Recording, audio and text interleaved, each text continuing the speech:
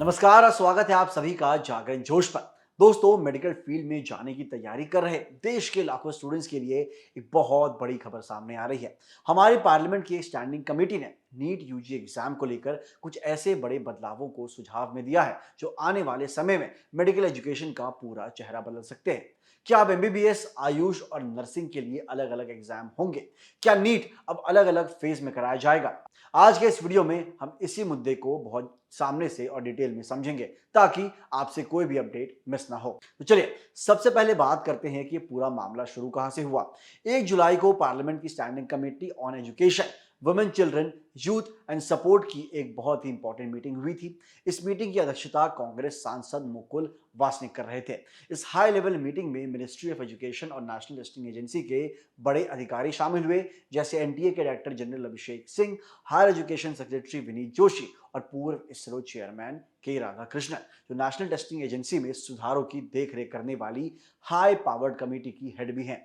इन सभी ने सांसदों को हाल ही में हुए नीट यूजी 2026 री एग्जाम और आने वाले समय में रिफॉर्म्स के रोड मैप के बारे में पूरी जानकारी दी। इस मीटिंग में जो सबसे बड़ा और चौंकाने वाला सुझाव सामने आया वो था एमबीबीएस, आयुष और नर्सिंग कोर्सेज के लिए अलग अलग एंट्रेंस एग्जाम करवाना। कमेटी के कुछ मेंबर्स का मानना है कि अगर हम इन तीनों स्ट्रीम्स के लिए अलग अलग एग्जाम्स करवाएंगे तो एक सिंगल नेशनल लेवल एग्जाम में बैठने वाले कैंडिडेट्स की संख्या बहुत कम हो जाएगी।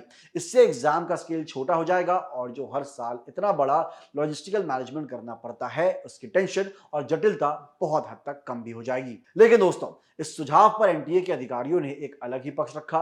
उन्होंने कमेटी को बताया कि फिलहाल ऐसा करना प्रैक्टिकल नहीं होगा। एनटीए अधिकारियों के मुताबिक अभी एमबीबीएस, आयुष और नर्सिंग के एडमिशंस पूरी तरीके से नीट यूजी के स्कोर पर टिके हुए हैं। अगर इस समय हर स्ट्रीम के लिए अलग एग्जाम शुरू किया जाएंगे तो एडमिशन की प्रक्रिया आसान होने के बजाय और ज्यादा उलझ जाएगी।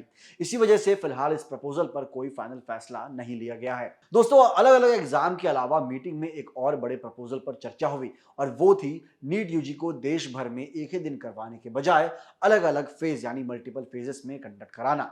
कमेटी मेंबर्स को लगता है कि अगर एग्जाम को अलग अलग फेज में बांट दिया जाए तो एडमिनिस्ट्रेशन और लॉजिस्टिक्स का जो बहुत बड़ा बोझ होता है वो काफी हल्का हो जाएगा। जब एनटीए से इसके प्रैक्टिकल होने के बारे में पूछा गया तो उन्होंने साफ किया कि इस पर आखिरी फैसला ministry of health and family welfare को लेना होगा, क्योंकि वही इस एग्जाम की नोडल मिनिस्ट्री है। इस मुद्दे पर भी अभी तक कोई फाइनल फैसला नहीं हो पाया है। दोस्तों, आपको याद होगा कि 3 मई को जो ओरिजिनल नीट यूजी 2026 एग्जाम हुआ था उसे पेपर लीक के आरोपों की वजह से कैंसिल करना पड़ा था।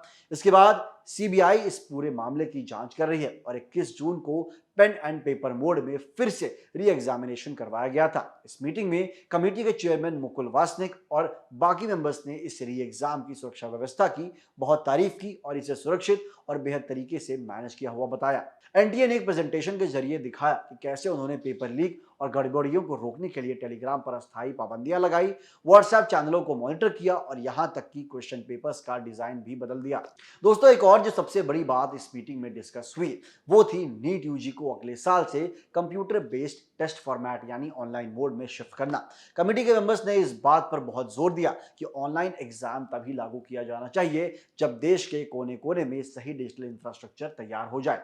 उन्होंने कहा कि सारी टेक्निकल और एडमिनिस्ट्रेटिव तैयारियां काफी पहले ही पूरी हो जानी चाहिए ताकि दूर दराज या ग्रामीण इलाकों के स्टूडेंट्स को किसी भी तरह का नुकसान ना उठाना पड़े और ना ही उन्हें कोई असुविधा हो। तो फिर दोस्तों, ये थी पार्लियामेंट स्टैंडिंग कमेटी की मीटिंग में जुड़ी हर एक छोटी बड़ी डिटेल। नीट एग्जाम को सुरक्षित और स्टूडेंट फ्रेंडली बनाने के लिए बड़े बदलावों की बात चल रही है, चाहे वो ऑनलाइन टेस्ट हो या कई फेजेस में एग्जाम करवाना। हालांकि अभी किसी भी सुझाव पर आखिरी मुहर नहीं लगी है, लेकिन ये साफ है कि मेडिकल एंट्रेंस का सिस्टम आने वाले दिनों में बहुत ज्यादा बढ़िया होने वाला है। आपको क्या लगता है, क्या एमबीबीएस और नर्सिंग के लिए अलग एग्जाम्स होना सही है?